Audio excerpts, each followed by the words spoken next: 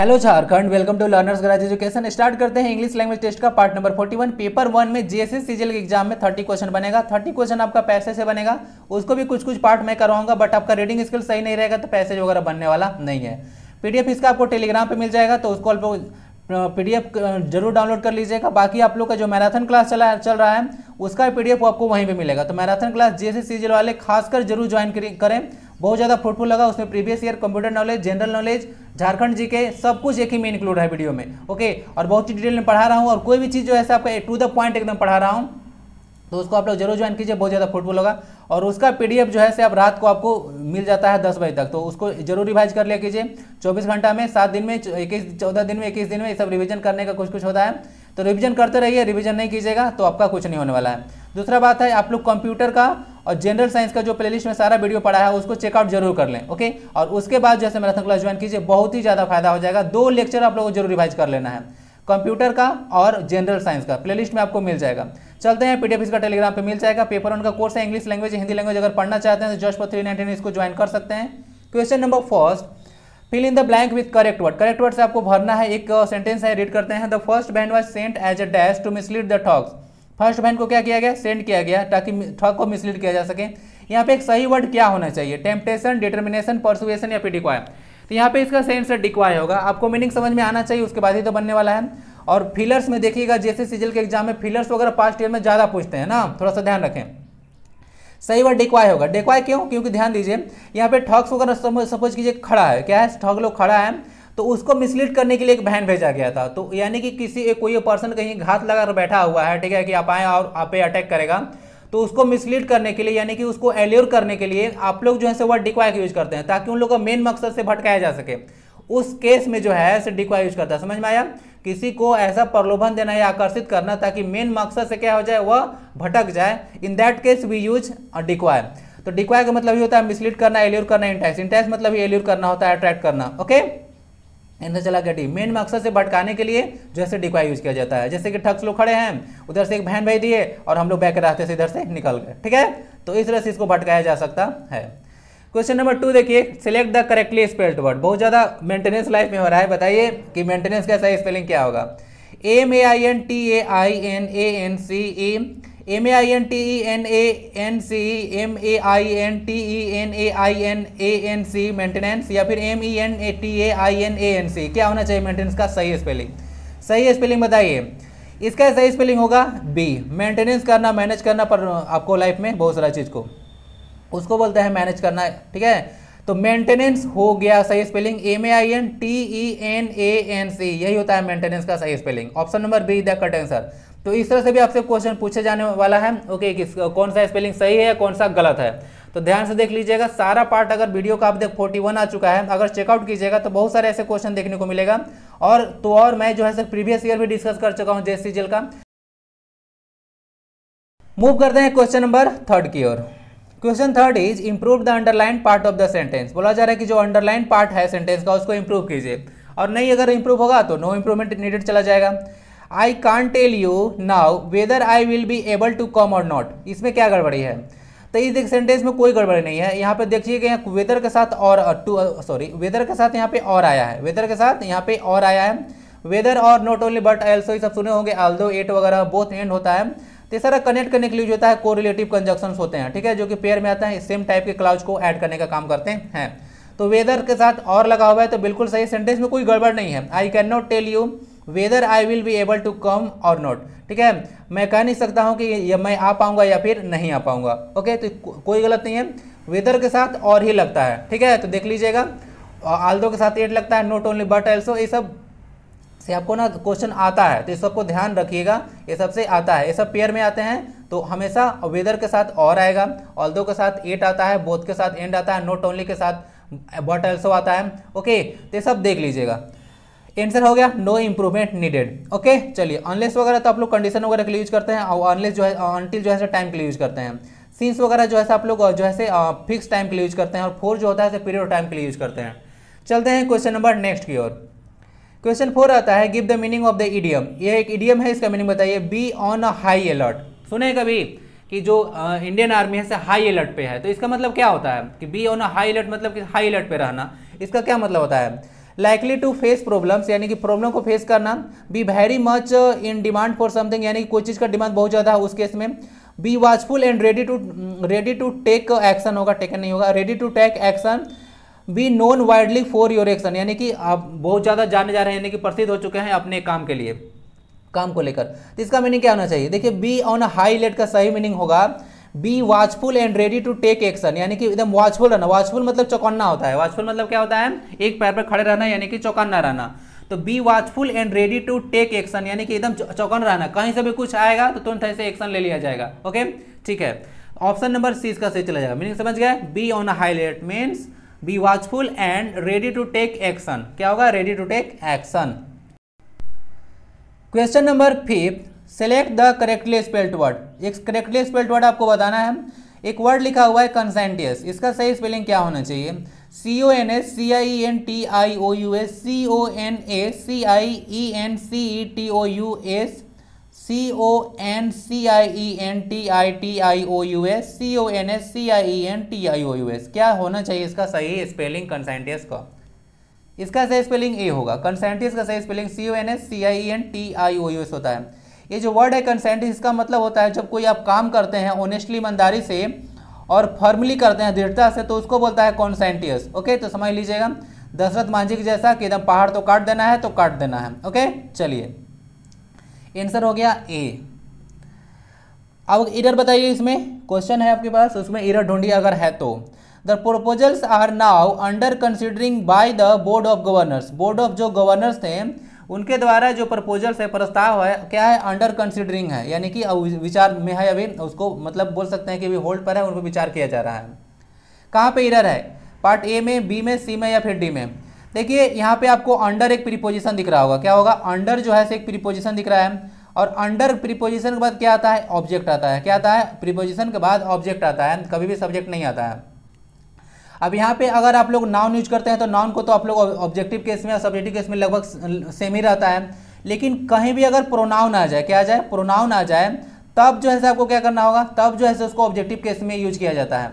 जैसे सुने हैं कि I am talking with you, he is talking with me, कभी सुने हैं कि he is talking with I, नहीं ना, क्यों, विथ एक प्रीपोजिशन है जिसके बाद जो है ऑब्जेक्टिव केस यानी कि आई का ऑब्जेक्टिव केस मी लगता है, तो इसको ध्यान रखिएगा। अब आते हैं क्वेश्चन पे, क्वेश्चन यहाँ देखिए अंडर यहाँ पे भी एक प्रीपोजिशन है, इसके बाद कंसीडरिंग दे दिया है, तो यहाँ पे हम लोग को अंडर के बाद ये क्या चाहिए ऑब्जेक्ट चाहिए, और कंसीडरिंग एक ऑब्जेक्ट जैसा कार्य नहीं कर रहा है यहाँ पे, तो इसको ऑब्जेक्ट कैसे बनाएंगे यानी कि इसको नाउन बना दीजिए, कंसीडरिंग जो यहाँ पे है उसको नाउन बना दीजिए और नाउन इसका बनेगा कंसीडरेशन, क्या बनेगा कंसीडरेशन जो है नाउन बनेगा इसका, तो कंसीडरेशन कर लीजिए, इस पर सही हो जाएगा। तो कंसीडरिंग को कन्वर्ट कर देंगे कंसीडरेशन में तो यह नाउन बन जाएगा, और नाउन जो है ऑब्जेक्ट जैसा कार्य करता है क्योंकि सब्जेक्टिव केस में या ऑब्जेक्टिव केस में सेम रहता है यहाँ पे। ओके कभी एक्टिव पैसिव बनाएंगे तो आपको याद होगा कि अगर नाउन रहता है तो उसका ऑब्जेक्टिव केस जो है सेम रहता है, सब्जेक्टिव केस में सेम रहता है। ओके तो यहाँ से अंडर के बाद इसको कंसिडरेशन कर दिया जाए, यह सही हो जाएगा। तो पार्ट नंबर हो गया आपका बी में गड़बड़ी, बी है ऑप्शन नंबर सी में, तो आपको सी को टिक लगा लेना है। ओके तो देख लीजिएगा अंडर के बाद ऑब्जेक्ट लगेगा, तो अंडर के बाद यहाँ पे कंसिडरेशन है, तो कंसिडरेशन ऑब्जेक्ट जैसा कार्य करेगा, एक्चुअली में यह कंसिडरेशन नाउन है और नाउन जैसे ऑब्जेक्ट जैसा कार्य कर सकता है, that's why you have to use consideration in lieu of considering. Okay option number C is its correct answer. Let's move to the question number 7। Fill in the blank, फिर से एक filler आ गया है, the kite was stuck so high on the tree that it was dash the reach of voice. ध्यान दीजिए इसमें word है आपका 4 ऑप्शन है, फिर से एक प्रीपोजिशन है, बिलो, बिसाइड, बियॉन्ड या फिर बिसाइड्स, दोनों में अंतर है बिसाइड और बिसाइड्स। ध्यान दीजिए काट स्टक मतलब क्या होता है, स्टक मतलब होता है कहीं पे फंस जाना, लटक जाना। Okay the kite was stuck so high यानी कि इतना ऊपर जो है ना ट्री पर काइट जो पतंग है से लटक गया था ताकि इसको जो है लड़कों के क्या था रीच से बाहर था, तो वहां पे लड़कों के रीच से बाहर के लिए कौन सा प्रीपोजिशन यूज कीजिएगा, बिलो, बिसाइड, बियॉन्ड या फिर बिसाइड्स। तो यहाँ होगा बियॉन्ड, आपके कोई चीज पहुंच से बाहर होता है उसके लिए आप लोग बियॉन्ड का यूज करते हैं, बियॉन्ड मतलब से परे यानी कि उन लोग के पहुंच से परे था, तो यहाँ पे बियॉन्ड ही जो है सही होगा। बिलो मतलब तो नीचे होता है, कोई रैंक वगैरह में नीचे हो या कोई पोजीशन में नीचे हो तो उसको बिलो वगैरह का यूज करते हैं, इसे बिलो का बहुत सारा यूज है। बिसाइड मतलब होता है बगल में, ध्यान दीजिएगा बिसाइड का मतलब होता है बगल में, लेकिन बिसाइड्स का मतलब होता है के अलावे, दोनों में डिफरेंस है, बिसाइड और बिसाइड्स उसका प्लूरल नहीं है, दोनों है बिसाइड का मतलब होता है के बगल में, जबकि बिसाइड्स का मतलब होता है के अलावे। दोनों में डिफरेंस पता रखिएगा, नहीं तो कंफ्यूजन करने के लिए इसमें रखता है ऑप्शन को ना। चलिए आंसर हो गया बी, पहुंच से बाहर था काइट, इसीलिए यहाँ पे बियॉन्ड यूज किया गया। सी परे, लड़कों की पहुंच से बाहर था क्योंकि बहुत ऊपर था। तो सेंटेंस को रीड कीजिएगा और ऑप्शन डाल के इसका मीनिंग निकालिएगा तो आपका मीनिंग निकल जाएगा। Option number C is its correct answer. फिर से एक आया है एवरी इनकरेक्टली स्पेल्ड वर्ड, बताइए कि इनमें कौन सा वर्ड जो है से इनकरेक्टली स्पेल्ड है। पोलेट्री लिखा हुआ है, सिमेट्री लिखा हुआ है, सल्ट्री लिखा हुआ है, फिर जेंट्री लिखा हुआ है, कौन सा वर्ड गलत है। ऑब्वियसली आई होप कि ये पता चल गया होगा, पोलेट्री वर्ड ऐसा कुछ वर्ड नहीं है, एक पोल्ट्री होता है। क्या होता है, पोल्ट्री फार्म देखोगे, चिकन फाउलिंग जो होता है फार्म होता है, मुर्गा फार्म या मुर्गी फार्म जो होता है वहाँ पे बोलते हैं पोल्ट्री है। दूसरा देख लीजिएगा तो यही गड़बड़ था, स्पेलिंग POUL होना चाहिए ना, TRY, यही इसका सही स्पेलिंग होता है। बाकी सल्ट्री मतलब होता है हॉट एंड ह्यूमिड क्लाइमेट। आप लोग देखेंगे कोई अगर मौसम अगर हॉट और ह्यूमिड होता है, क्या होता है, हॉट थोड़ा गर्म हो और ह्यूमिड उसमें जो मतलब उमस भरा जो रहता है उसको सल्ट्री बोलते हैं। और जेंट्री तो मैं कितना बार आपको बता चुका हूँ, जेंट्री का मतलब होता है द रिच। क्या होता है, द रिच होता है यानी कि अमीर लोग। रिच का प्लुरल रिचेज नहीं हो जाएगा, आप रिचेज कर दीजिएगा तो उसका मतलब धन संपत्ति वैभव हो जाएगा। रिच का अगर प्लुरल बनाना है ओके तो इसको द रिच लगाइए, एडजेक्टिव है उसको एस लगा के प्लुरल नहीं बनाते हैं, ठीक है, रिच। ओके तो जेंट्री को याद रखिएगा कुलिनबर्ग है, और जेंट्री एक प्लुरल नाउन है, इसको याद रखिएगा। जेंट्री जो है से प्लुरल नाउन है, आपको बताया था जेंट्री एक प्लुरल नाउन है, वर्मिन वगैरह हो जाता है। ओके तो आपको बताया था कि प्लुरल नाउन के अंतर्गत आता है। आंसर इसका ए हो गया। पोल्ट्री का स्पेलिंग देख लीजिएगा। चलते हैं क्वेश्चन नंबर 9 पे, फिर से करेक्टली वर्ड बताइए। एब्सिशन लिखा हुआ है ABSCISSION, ABCISSION, ABSCISSION या फिर ABCISSION, क्या होना चाहिए। देखिए इसका सही स्पेलिंग होगा option number A, abscission. Abscission का अर्थ क्या होता है, एब्सिशन का अर्थ होता है the process of cutting something. अगर कोई चीज काट रहे हैं उसको एब्सिशन बोलते हैं, डिटैच करते हैं कहीं से काट वगैरह को तो उसको एब्सिशन बोला जाता है, ठीक है। चलिए आंसर हो गया A. Question number 10, identify the segment that contains the grammatical error. इस सेंटेंस को देखिए, थोड़ा अच्छा एक क्वेश्चन है, इसको ध्यान से देखिएगा। ग्रामेटिकल एरर खोजना है। I was thrilled to going out with my friend for the film. वह बहुत ज़्यादा थ्रिल्ड था, एक पैर पे पूरा डांस कर रहा था कि आज चलो बहुत मजा आने वाला है फिल्म में। तो I was thrilled to going out, इस पार्ट में जो सेंटेंस देख रहे हैं इसमें किसमें गड़बड़ी है। विथ माई फ्रेंड वाला सेक्शन में, टू गोइंग आउट में आई वॉज थ्रिल्ड या फिर फॉर द फिल्म, किसमें गड़बड़ी है। इस सेंटेंस जो देखने को मिल रहा है इसमें जो गड़बड़ी वाला पार्ट है वो ऑप्शन नंबर बी है, टू ब्रिंग आउट। क्यों, क्योंकि ध्यान दीजिएगा यहाँ पे थ्रिल्ड एक वर्ड दिख रहा होगा, तो थ्रिल्ड एक वर्ड जो है एक एडजेक्टिव जैसा कार्य कर रहा है, and adjective must be followed by an infinitive. क्या, इन्फिनिटिव यानी कि 2 प्लस वर्ब का फॉर्म आना चाहिए। तो एडजेक्टिव के बाद आपको 2 प्लस V1 का फॉर्म यूज करना है, यानी कि इन्फिनिटिव यूज करना है। लेकिन अगर यहाँ पे वर्ब होता, आंसर तो हो गया, इसीलिए यहाँ पे गोइंग आउट की जगह पर आपको गो आउट कर दीजिए, जो कि सेंटेंस है ग्रामेटिकली करेक्ट हो जाएगा। क्लियर। तो यहाँ पे थ्रिल्ड के बाद टू गो आउट होना चाहिए, न कि to going out. Adjective must be followed by an infinitive, यानी कि 2 प्लस V1 का फॉर्म। दूसरा पॉइंट साथ में भी डिस्कस कर देता हूं कि जैसे कि थ्रिल्ड की जगह पर अगर कोई वर्ब रहता, क्या रहता, कोई वर्ब रहता, जैसे कि मान लेते हैं कि एक रहता कि इंजॉय है, कि I enjoy painting the wall, ठीक है। तो इंजॉय एक वर्ब है, इंजॉय करना एक वर्ब यहाँ पे है। तो उसके बाद पेंटिंग यानी कि V4 लग गया ना, तो V4 यानी कि जिरंड लग गया।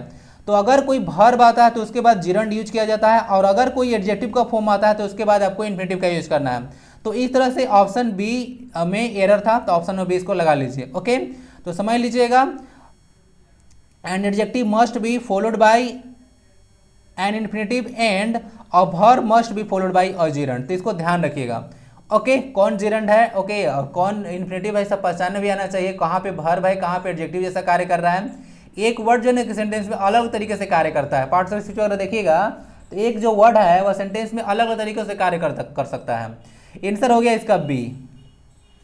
Question number 11, fill in the blank with suitable word. एक सुटेबल वर्ड से भरिए इसको। यहाँ पे एक फ्रेजल वर्ब है ना, यहाँ पे वर्ब प्लस प्रीपोजिशन का फॉर्म दिख रहा होगा, तो वर्ब प्लस प्रीपोजिशन कलेक्टिवली क्या बनता है, कलेक्टिवली आपका फ्रेजल वर्ब बनता है।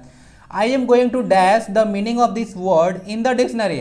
मैं क्या कर रहा हूँ, इस वर्ड का जो है से क्या करने जा रहा हूँ, बताइए, खोजने जा रहे होंगे आप लोग, बोल रहे हैं यहाँ पे कि मैं इस वर्ड का जो है से मीनिंग डिक्शनरी में ढूंढने जा रहा हूँ। ओके तो क्या होना चाहिए, look up, look for, look out या फिर लुक इनटू, क्या होना चाहिए।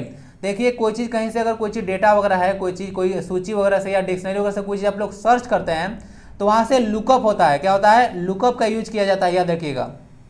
आंसर इसका सही हो जाएगा। तो जो यहाँ पे करेक्ट फ्रेजल वर्ब होगा ऑप्शन नंबर ए होगा, लुक अप। ध्यान दीजिए नेक्स्ट आता है आपका लुक फॉर। लुक फॉर मतलब तो कितने बार बता चुका हूँ, लुक फॉर मतलब होता है खोजना, स्क्राउंज फॉर, ठीक है। चलिए, लुकआउट एक नोटिस वगैरह होता है चौकन्ना रहने के इसमें, ठीक है। लुकआउट मतलब ही होता है कि कोई चीज़ गार्ड वगैरह करना, चौकन्ना रहने के सेंस आप लोग बोलते हैं। लुकआउट नोटिस भी जारी किया जाता है, आप लोग को पता होगा, जांच पड़ताल वाला जो एक नोटिस होता है वहाँ पे लुकआउट जो है एक नोटिस जारी किया जाता है। और लुक इनटू मतलब होता है उसमें कोई चीज़ मैटर वगैरह में इंक्वायरी करना, क्या करना, कोई चीज़ इंक्वायरी करना। तो देख लीजिएगा सारा मीनिंग लिखा हुआ है, फ्रेजल भाव से भी क्वेश्चन आपका आएगा, क्योंकि ग्रामर सिर्फ आपको सिलेबस में मेंशन कर दिए हैं कि हिंदी ग्रामर है और इंग्लिश ग्रामर है। ओके, तो आप लोग पढ़ते रहिए ग्रामर में क्या क्या पढ़िएगा, सिलेबस में तो इतना ही देख रहे हैं, हिंदी ग्रामर इंग्लिश ग्रामर इतना ही है। आप लोग विकास दिव्यकीर्ति जो सर हैं उनका तो सुने होंगे, थोड़ा सा कभी शॉर्ट्स वगैरह में सुने होंगे कि अगर झारखंड में आप लोग कोई चीज़ का तैयारी करते हैं, चाहे जेपीसी जेसीसी हो, उसका सिलेबस सबसे ज़्यादा हार्ड होता है। वो तो साफ साफ बोल रहे थे कि जेपीसी का सिलेबस का तो पता ही नहीं चलता है। ओके, तो थोड़ा सा झारखंड का एग्जाम टफ होता है, थोड़ा सा आराम से आप लोग तैयारी कीजिए। ओके, और मैं पहले ही बोल चुका हूँ कि झारखंड बोर्ड का कोई भरोसा नहीं रहता है, एग्जाम तो लेती नहीं है टाइम से, लेकिन लेती है तो बहुत जबरदस्त टाइप का क्वेश्चन डालते हैं, ठीक है। अभी जेपीसी 2001 जो हुआ था 21 में, उसका आप लोग क्वेश्चन पेपर देख सकते हैं कितना हार्ड था। आंसर क्या हो गया, आंसर हो गया ए। चलते हैं क्वेश्चन नंबर 10 पे। What is the meaning of the idiom. ध्यान दीजिए, एक आपको मीनिंग बताना है इस इडियम का। मेकअप वंस माइंड, क्या है, मेकअप वंस माइंड, इसका मीनिंग बताइए क्या होना चाहिए। आप लोग सुने होंगे कि माइंड मेकअप कर लो, ठीक है, इस बात के लिए माइंड मेकअप कर लो, लोग बोलता भी है कि माइंड मेकअप कर लो। ओके, मुझे तो पता है, मुझे भी बहुत कोई बोला है तो क्या होना चाहिए, decide formally, feel badly, change decision, या फिर थिंक ऑफ अ सॉल्यूशन, क्या होना चाहिए मीनिंग। देखिए, मेकअप माइंड मतलब होता है कोई चीज़ को फॉर्मली डिसाइड कर लो भाई, फॉर्मली मतलब दृढ़ता से डिसाइड कर लो कि तुमको क्या करना है। ओके, अच्छे से डिसाइड करना, उसको बोलते हैं makeup once mind. Okay, option number A चला जाएगा इसका, डिसाइड फॉर्मली, कोई चीज़ दृढ़ता से डिसाइड करना कि हाँ ये चीज़ करना है या नहीं करना है, तो उसको बोलते हैं मेकअप वंस माइंड। चलिए, करेक्टली स्पेल्ड वर्ड बताइए, ओसिलेट। ओसिलेट एक वर्ड है, इसका सही स्पेलिंग क्या होना चाहिए, OSCILLAT, OSILLAT या फिर OSCILAT, क्या होना चाहिए। ओसिलेशन तो आप लोग पढ़े होंगे पेंडुलम वगैरह में, तो यहाँ पे सही स्पेलिंग ओसिलेट हो जाएगा ना। जब कोई चीज़ टू एंड फ्रो मूवमेंट करता है, जैसे कि पेंडुलम वगैरह देखे होंगे, ओसिलेशन क्या होता है कि यहाँ से टाई करते हैं, ये बॉब होता है और यहाँ से टू एंड फ्रो मूव करता है, ठीक है, तो इसको ओसिलेशन आप लोग बोलते हैं। ओके, तो पढ़े होंगे आप लोग साइंस में, T = 2πL/G, ये सब पढ़े होंगे, तो वहीं से ये सब आया है ओसिलेशन। तो ये हो गया option number A.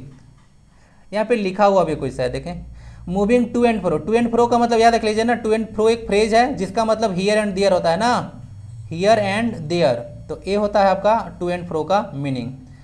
From a particular position, एक पोजीशन से इधर उधर मूव करना को ओसिलेट आप लोग बोलते हैं। स्पेलिंग देख लीजिएगा, फिर से बता दे रहा हूँ, यहाँ पे ओ सिंगल एस होता है, एल डबल होता है ना ओसिलेट में, देख लीजिएगा, डबल एस वगैरह नहीं होता है।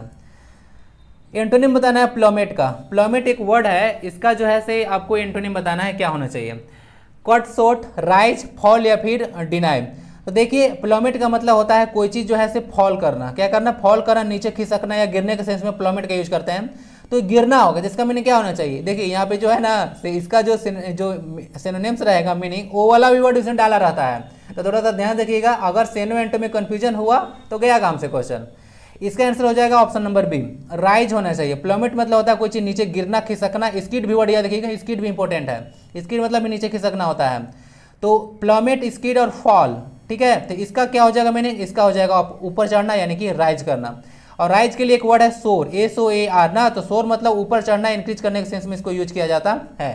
तो इसके बारे में आप लोग आइडिया रखना है, आंसर आपका ए हो गया। तो एंटोनिम प्लॉमेट का चला जाएगा राइज। चलिए, एक्टिव फॉर्म बताइए, एक सेंटेंस है और एक आपका इंट्रोगेटिव सेंटेंस है। Why was I not appreciated by you last month? अब यहाँ से बोला जा रहा है कि तुमने मुझे अप्रिशिएट क्यों नहीं किया लास्ट मंथ, ठीक है, तो अप्रिशिएट करने के लायक रहोगे तभी तो अप्रिसिएशन मिलेगा, ठीक है, ऐसे कोई थोड़ी मिलता है, ठीक है। चलिए, जैसे कि मैं लाइक करने के लिए बोलता हूँ, तो मैं लाइक करने के लायक थोड़ी हूँ कि मुझे लोग लाइक करेंगे। ओके, वीडियो को लाइक करने के लिए इतना बोलता हूँ, तो जब मैं काबिल हो जाऊँगा तब लोग करेंगे। ओके, तो वही उसका कहानी था कि Why was I not appreciated by you last month? तुमने मुझे लास्ट मंथ अप्रिशिएट क्यों नहीं किया, इसका क्या बनना चाहिए।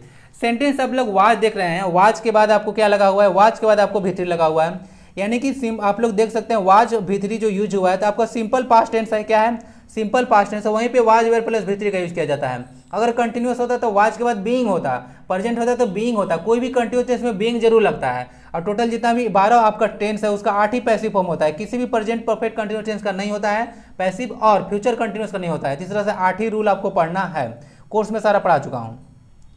तो ऐसे देख लीजिए, इसको बनाना बहुत आसान होता है। जो व्हाई वर्ड है उसको तो छूना ही नहीं है आपको। ओके, इंट्रोगेटिव में जनरली व्हाई है, अगर हु नहीं है या होम वगैरह नहीं है तो फिर आपको टेंशन है, बाकी कोई भी इंट्रोगेटिव वर्ड है सेम टू सेम आ जाएगा। तो यहाँ पे व्हाई ले आइए, और ये सेंटेंस जो होता है प्रेजेंट पास्ट इंडिफिनिट में डिड लगता है ना जी। चलिए, तो जहां भी डिड आपको नहीं दिख रहा है, क्या दिख रहा है, डिड नहीं दिख रहा है, उसको चुपचाप काट लीजिए। पहला कट गया है, सी ऑप्शन। दूसरी बात है, आप ये बताइए कि सब्जेक्ट जो है यहाँ पे, सब्जेक्ट जो है हेल्पिंग वर्ब से पहले कैसे आ गया है, इसको भी काट लीजिए। ऑप्शन एक ही बचता है आपके पास, तो रूल तो आपको पढ़ना ही नहीं है, ठीक है। अगर नहीं आता है तो कॉमन सेंस के बेस पे भी लगा सकते हैं, थोड़ा बहुत अगर सब्जेक्ट वर्ब एग्रीमेंट के बारे में आइडिया होगा। सब्जेक्ट जो होता है, ये जो हेल्पिंग वर्ब है उसके बाद आएगा, तो व्हाई डिड यू होगा, ना कि व्हाई यू डिड होगा। तो ऑप्शन नंबर यहाँ पे डी चला जाएगा। Why did you not appreciate me last month, और डिड के डू, डज या डिड आता है, तीनों के साथ V1 लगता है, ठीक है। तो याद रखिएगा, why did you not went करके दे देगा कहीं पे क्वेश्चन, तो आप लोगों को पता नहीं चलता है। ऐसे ऐसे कितनी बार क्वेश्चन ये आ चुका है। ओके, झारखंड में ज़्यादा एग्जाम हुआ नहीं है, लेकिन बहुत सारे एग्जाम में सब क्वेश्चन फेवरेट एरिया होता है पूछने का एग्जामिनर का।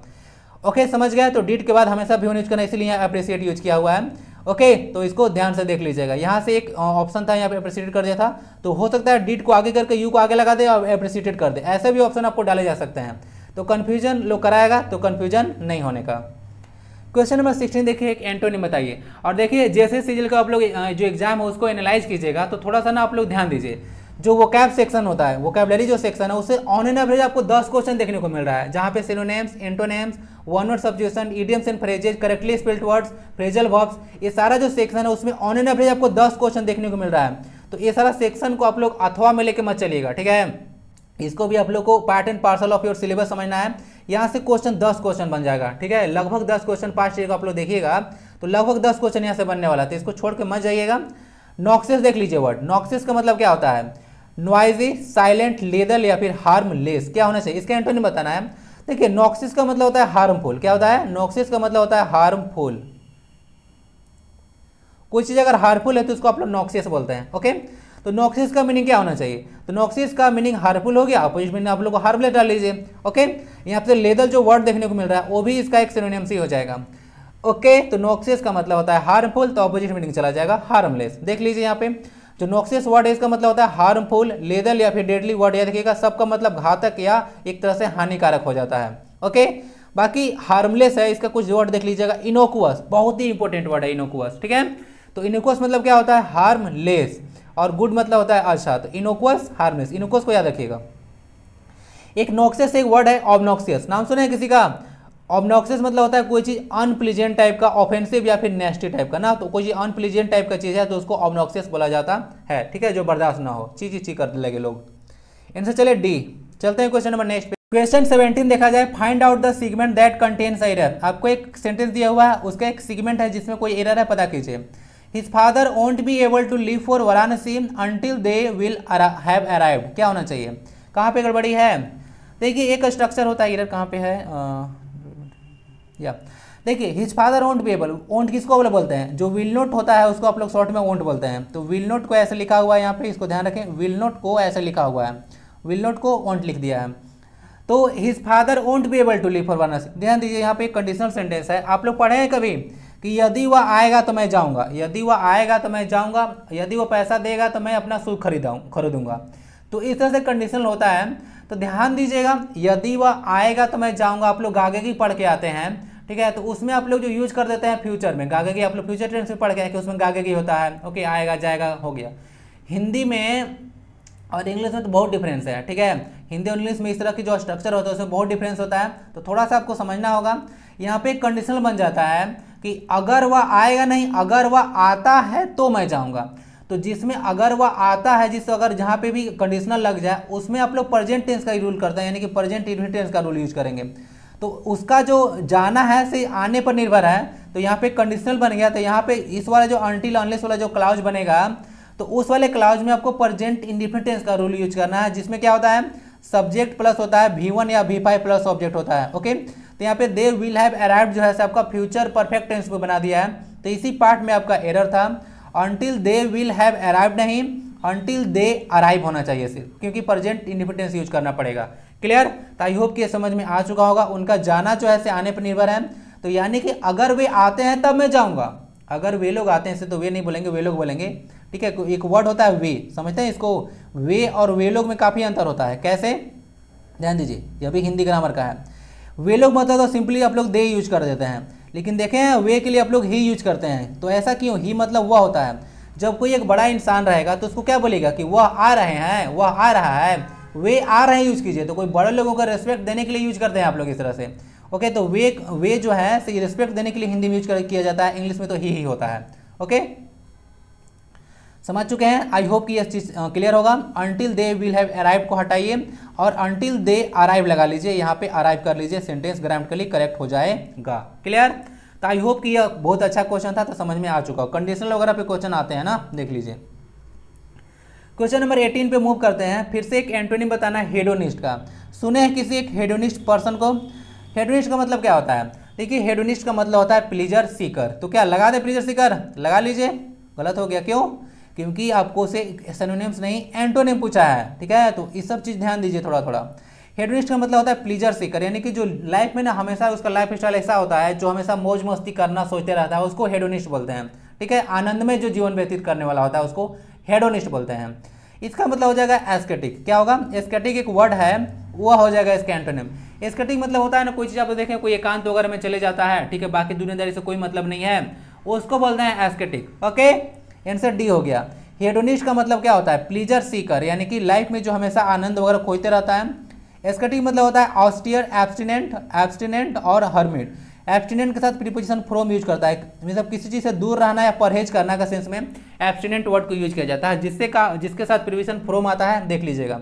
हर्मिट का तो नाम सुनोगे आप लोग, पढ़े होंगे 3 क्वेश्चन में। द 3 क्वेश्चन जो था राजा का, उसमें हर्मिट वगैरह पढ़े होंगे। तो वही एकांतवास में जाकर रह रहा था ना हर्मिट।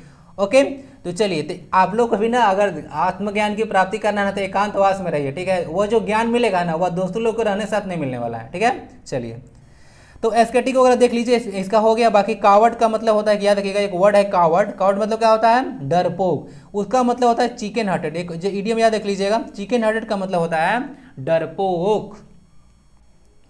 चलते हैं नेक्स्ट क्वेश्चन 19 पे। Which option can improve the underlined part of the sentence? ध्यान दीजिएगा। We interviewed a number of candidates but neither of them impressed us. बोला जा रहा है कि हमने जो है से नंबर ऑफ कैंडिडेट्स को, यानी कि बहुत सारे कैंडिडेट को क्या किए, जो है से इंटरव्यू लिए, परंतु उनमें से कोई जो है से इंप्रेस नहीं कर पाया। तो इसमें क्या गड़बड़ी है? आपको इसको इंप्रूव करना है ना, अंडरलाइन पार्ट को। नाइदर ऑफ देम को none of them, not of them, nor of them या फिर नेवर ऑफ देम, क्या लगना चाहिए? ध्यान दीजिएगा, जो नीदर और इधर होता है, जो नीदर और यूदर यूज करते हैं, वह सिर्फ 2 के लिए यूज होता है, ठीक है। किसके लिए? 2 के लिए। तो क्या सिर्फ उन लोग जो है सो 2 कैंडिडेट का बोला? नहीं, वहाँ तो अ नंबर ऑफ यूज किया हुआ है। अ नंबर मतलब होता है बहुत ज़्यादा लोग। तो यहाँ पे नाइदर नहीं नन का यूज कीजिए, तो 2 से ज़्यादा आ जाएगा, तो नाइदर नहीं नन ऑफ देम का यूज कीजिए, ठीक है। समझ गए? तो इस तरह से याद रखिएगा। अ नंबर ऑफ के बाद देखिएगा, यहाँ तो सेंटेंस में बता देता हूँ कि अ नंबर ऑफ आ जाए या फिर लार्ज नंबर्स ऑफ आ जाए, तो ये सारे जो वर्ड्स होते हैं उसके बाद आपको नाउन प्लूरल और वर्ब भी प्लूरल यूज होता है। लेकिन द नंबर ऑफ के बाद ध्यान दीजिएगा, जो द नंबर ऑफ होता है उसके बाद आपको सिंगुलर वर्ब यूज करना है, सिंगुलर वर्ब यूज करना है। याद रखिएगा, नाउन तो प्लूरल होगा ही, वर्ब सिंगुलर होता है द नंबर ऑफ के बाद, इसको ध्यान रखिएगा। आंसर हो गया नन ऑफ दिस। समझ गए नन ऑफ देम क्यों हो गया? क्योंकि यहाँ पे नंबर ऑफ कैंडिडेट का वहाँ पे किया गया था इंटरव्यू। ओके, तो यहाँ से आपको नाइदर नहीं, आप लोग को नन लगाना है, क्योंकि 2 से ज़्यादा थे। नाइदर जो होता है और जो आइदर होता है वह 2 के लिए होता है ना। चलिए आंसर चलते हैं, क्वेश्चन नंबर हो गया ए। चलते हैं 20 पे। एक एंटोनिम है बाइगोट। बाइगोट का मतलब क्या होता है? इसका आपको एंटोनिम बताना है। Narrow minded, fake, broad minded या फिर पॉइजनस, क्या होना चाहिए? देखिए, बाइगोट का मतलब संकीर्ण मानसिकता वाला, जो जिसका सोचना बहुत ज़्यादा संकीर्ण हो, छोटा मतलब जो सोच रखता है, उसको बाइगोट बोलते हैं। ओके, तो यहाँ पे नैरो माइंडेड इसका तो सिनोनिम्स हो जाएगा, लेकिन आपसे पूछा एंटोनिम, तो हो जाएगा ब्रॉड माइंडेड। क्या हो जाएगा? ब्रॉड माइंडेड हो जाएगा। बाइगोट का मतलब होता है चौनिश टाइप का, नैरो माइंडेड, ठीक है, जो कि एक नैरो माइंडेड रखता है, अपना विचारधारा कुछ ऐसा है पुराने जमाने से हड़प्पा सिविलाइजेशन जैसा चल रहा है कि यह होना चाहिए तो होना चाहिए। तो यह ब्रॉड माइंडेड इसका सही मीनिंग चला जाएगा। बाकी पॉइजनस और फेक और समझते हैं। फेक याद रख लीजिएगा ना, फेक का कुछ वर्ड है काउंटरफिट और डुप्लीकेट, ठीक है। चलिए, काउंटरफिट और डुप्लीकेट। काउंटरफिट नोट्स वगैरह जो था ना, 2016 में जब 8 नवंबर 2016 को डिमोनेटाइजेशन हुआ था, उसमें बहुत ज़्यादा न्यूज में था, क्योंकि उसमें डिमोनेटाइजेशन वगैरह क्यों किया गया था? क्योंकि काउंटरफिट नकली नोट जो होता है उसको सर्कुलेशन से हटाया जा सके, ठीक है, ब्लैक मनी को कर्व किया जा सके, इसको कुछ पर्पस था। तो याद रख लीजिएगा, वो वहाँ से ये जैसे वर्ड उस समय ज़्यादा न्यूज में रहा था, काउंटरफिट नोट्स। तो फेक वगैरह का वर्ड याद कीजिएगा, काउंटरफिट या डुप्लीकेट होता है। आंसर हो गया ब्रॉड माउंडेड। बाइगोट मतलब क्या होता है? बाइगोट मतलब संकीर्ण मानसिकता वाला होता है, नैरो माइंडेड पीपल को बोल सकते हैं। यानी कि ऑप्शन नंबर जो ए है उसका क्या हो जाएगा? सिनोनिम्स हो जाएगा। That's it for this class. अगर वीडियो अच्छा लगे तो लाइक एंड शेयर। मिलते हैं नेक्स्ट वीडियो में। वंदे भारतम।